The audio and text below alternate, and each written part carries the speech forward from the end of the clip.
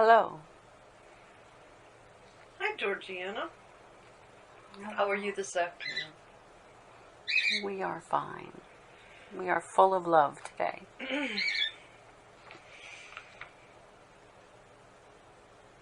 That's a wonderful thing to say this close to Christmas.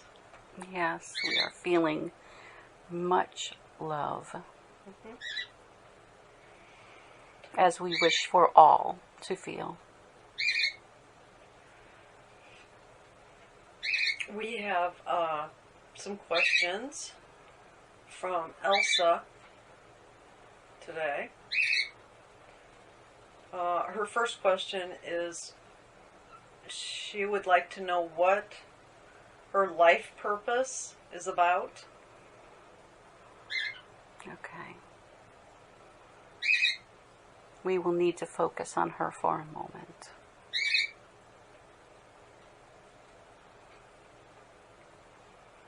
She is a teacher. Her life purpose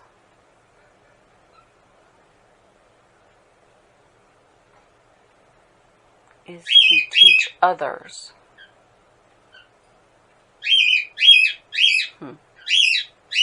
We love the birds. They must love you a lot. They too. do. Everywhere we go, there seems to be birds.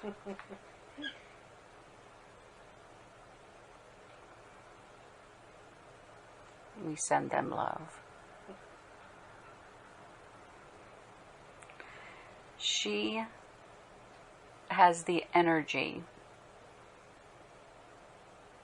to be a great teacher of art. She can teach children and adults alike how to allow their creativity to come forth through the use of material. Her life purpose, of course, is to find love as everyone's is, as well. But we believe that what she wants to know is what she should be doing or focused on. We hope this answers her question. Her second question is, can we experience and learn things only with happiness? In other words, by living our life in a state where we can feel happiness continuously. There is no way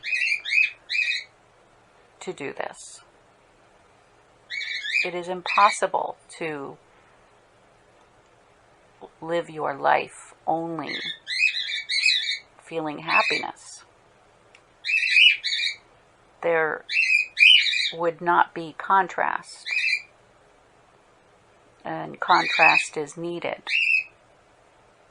in order to understand this world, in order to understand what you desire in this world. We don't think we've answered her question, but we will add a little bit more.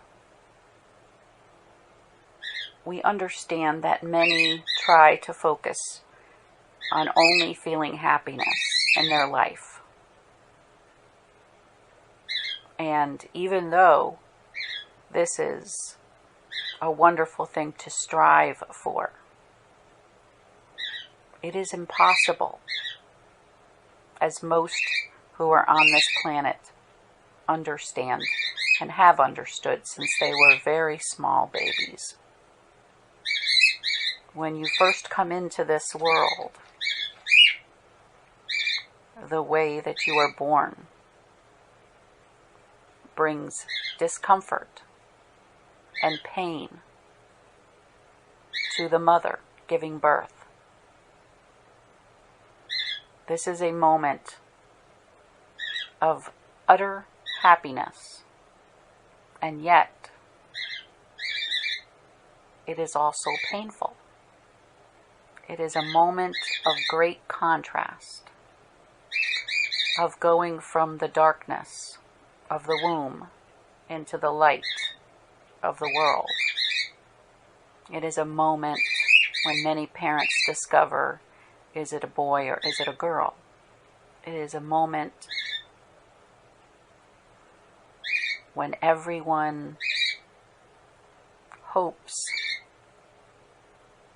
that they will look upon the face of love. And unfortunately, it is also a moment when many have had the worst moment in their life occur. Being on this planet, just being born, is an act of faith. It is a moment where choices are made. Everyone makes choices. Every day. And without pain, without darkness, you would not know the light.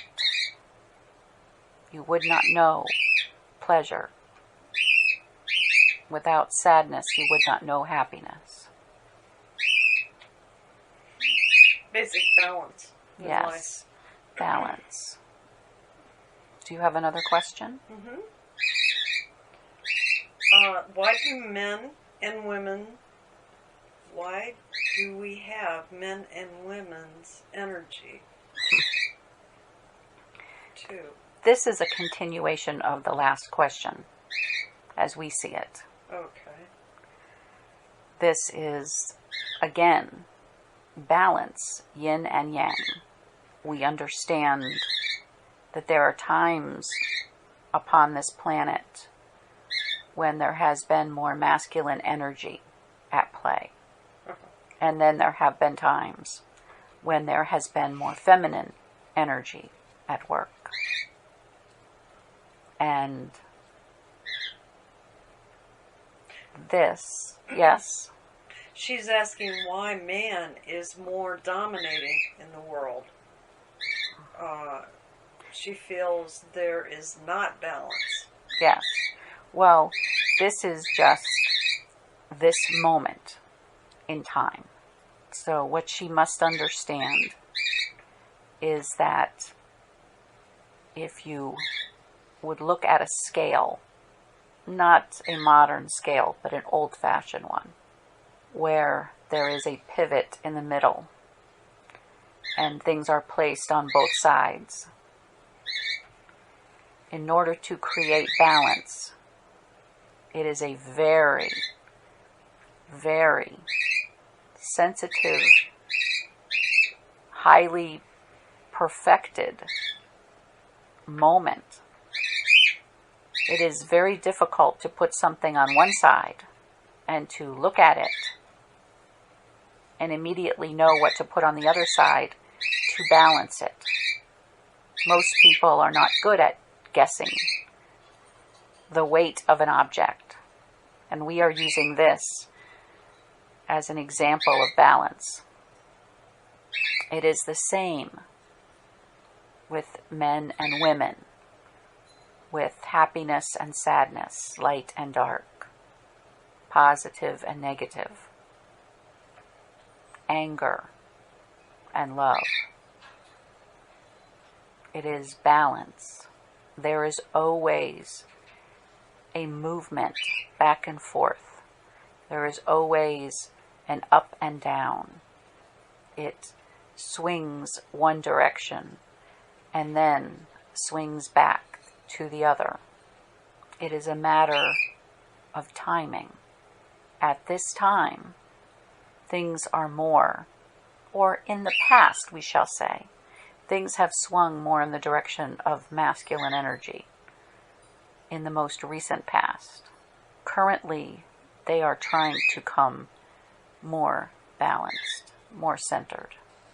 So she must herself in her life not try to push away masculine energy, but to understand that you must balance it. In order to have balance, you have to be equal. And this is a very hard thing to achieve. It's like nature. Yes. Okay. When and how is our life path decided and planned? It is planned when you are between lives, when you are no longer in your body. There is a time of examining, a time of looking toward the past, that lifetime and other lifetimes. There is a time of rest. And for some, there is a time of helping others, of becoming a spirit guide, possibly. And then there is a time of deciding to come back into human form, to be alive again. And when this decision is made, then there is the process of planning, of making decisions, what your life path should be, what you have still that you would like to accomplish, what you would like to experience. Everyone looks at it as a lesson. It is not really a lesson that you must learn. These are experiences that you wish to have. That is truly what your mission or life journey is about. It is about an experience. It is about, like Elsa, for instance. She has a teacher energy. Each lifetime, she works on teaching. Sometimes she may be the student. Sometimes she may be a child that has difficulty learning, so that the next time she could be a teacher that helps with those students. Sometimes she could be a professor at a university, or she could be a tutor and only teach one at a time. Sometimes she may only teach her own children, or sometimes she may be teaching adults. She will experience every different aspect of teaching. That's what these journeys are about. That kind of goes hand in hand with the second part of that question that he's asking. Can we change it during our life? There are always subtle choices that are made during a lifetime. There is free will. So there will always be adjustments, just like the scale. When things are starting to go off balance, a person has a choice to continue to go off balance or to right themselves. Next question. Those who have a habit of worrying about their future are not being able to live in the moment. What should they do? We understand that this, again, is a philosophy to live in the moment, to not think about the future, to not think about the past, to live in the now. And this is one aspect of what you can accomplish, what you can work on during your lifetime. But then there is also a need or a desire to know about your past, to remember the past, even the past life. There is also always a desire to know what's coming in the future and to wonder and to make plans for the future. There is nothing wrong with this. So we say to him, again, balance is the answer. If someone has trouble living in the now,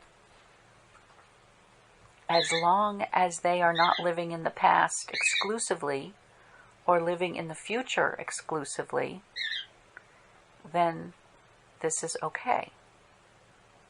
If someone has difficulty staying in the now, this is their life journey. Just relax. Does intuition guide us? Intuition guide us for the best and keep us on our path? Intuition is very helpful. Everyone has this. Unfortunately, many are unaware of it or do not give it a name. Many people use their intuition all the time. Men, women on Wall Street make judgments all the time based on what stocks or bonds to buy. They are using intuition. People who are in a boat, a sailboat, sailing around the earth, they have to make judgments on which sails to put up, which slight course corrections they must make. This is using intuition. Every day there are times when people use their intuition, but they do not call it by this name. It is sometimes our conscience. Sometimes it is just our judgment. Most people say, I think, I believe, I have a hunch, I feel. All of these, to think, to feel, everything that we experience on this earth is experienced through a connection to your spirit. And this connection is what helps with intuition.